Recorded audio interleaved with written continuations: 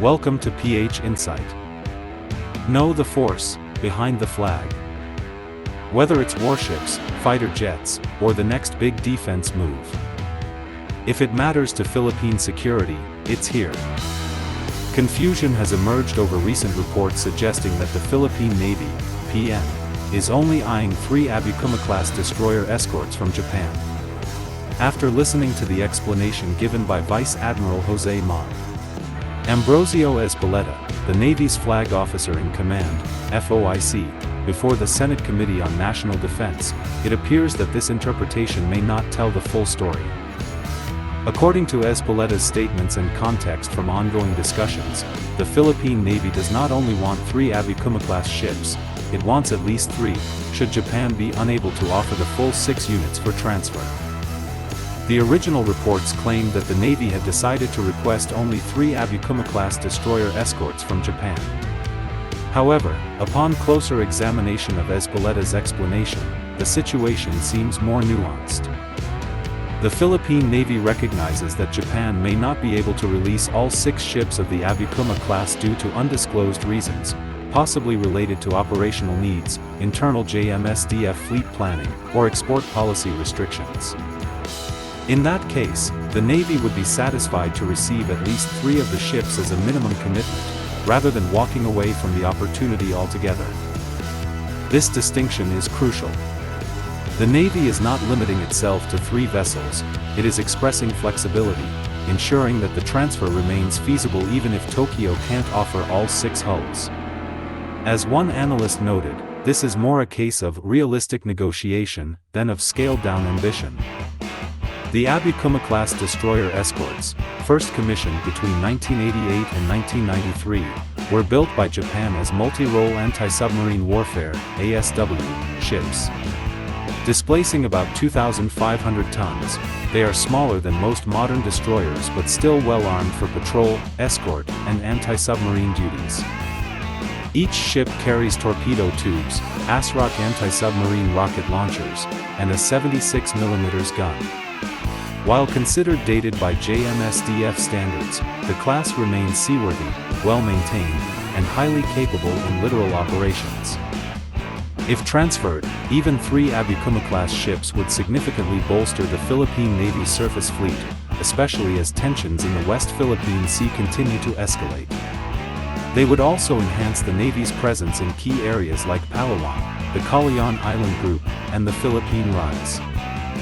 But 6 ships, if all could be secured, would represent a generational leap in naval capability, effectively doubling the fleet's current number of major surface combatants. An equally interesting twist emerged during the Senate hearing, the question of whether Japan would remove key subsystems before transferring the ships. Vice Admiral Ezpeleta's remarks suggested that Japan may strip out certain sensitive systems prior to handover. This would align with Japan's strict defense export controls, which generally prohibit the transfer of advanced weapons or classified technology to other nations.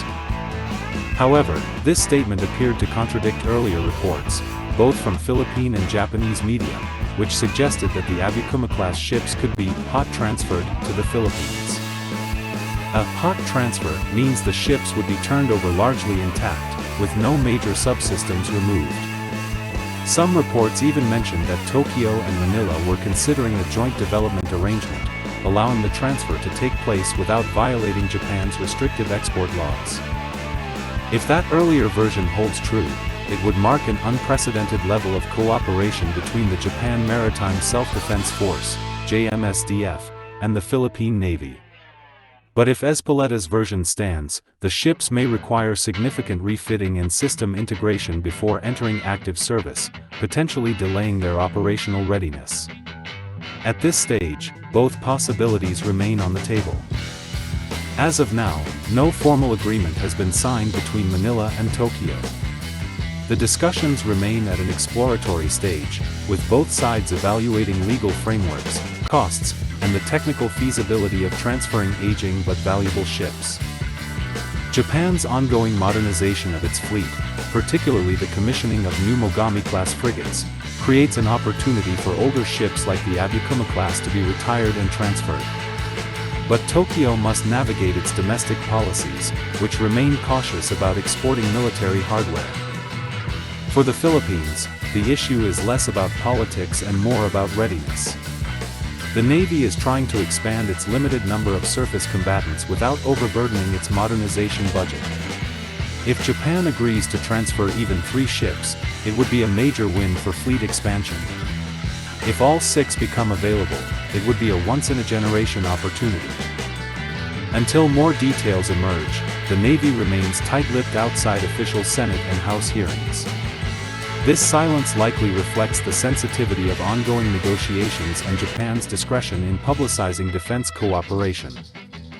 Whether it ends up being 3 ships or 6, the Abukuma-Class discussions highlight a broader trend: the deepening strategic partnership between Japan and the Philippines. Tokyo sees Manila as a crucial partner in maintaining stability and freedom of navigation in the Indo-Pacific. The two countries already cooperate on defense training, maritime security, and Coast Guard support. Japan's willingness to consider the transfer of full-fledged warships marks a significant evolution in that relationship. For Manila, the partnership is equally vital.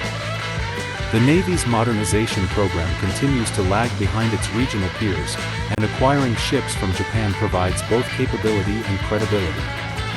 It signals that the Philippines is no longer standing alone in defending its maritime rights. The headline claiming that the Philippine Navy only wants 3 Abukuma-Class destroyer escorts may have oversimplified the truth. Based on Vice Admiral Ezpeleta's Senate explanation, it's more accurate to say that the Navy hopes to receive all 6, but will settle for at least 3 if Japan cannot release the entire class. As for the question of subsystem removal, the mixed messages suggest that final terms are still being negotiated.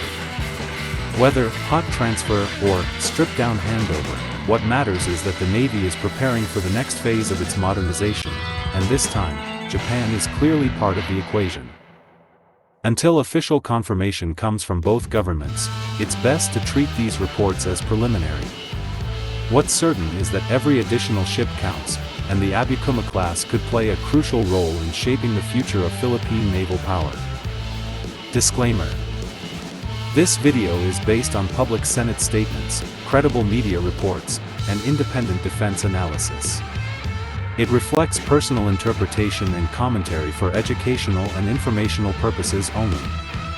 All information is subject to official confirmation from the Philippine Department of National Defense and the Government of Japan. There are no elements of fake news, disinformation, or scams in this content.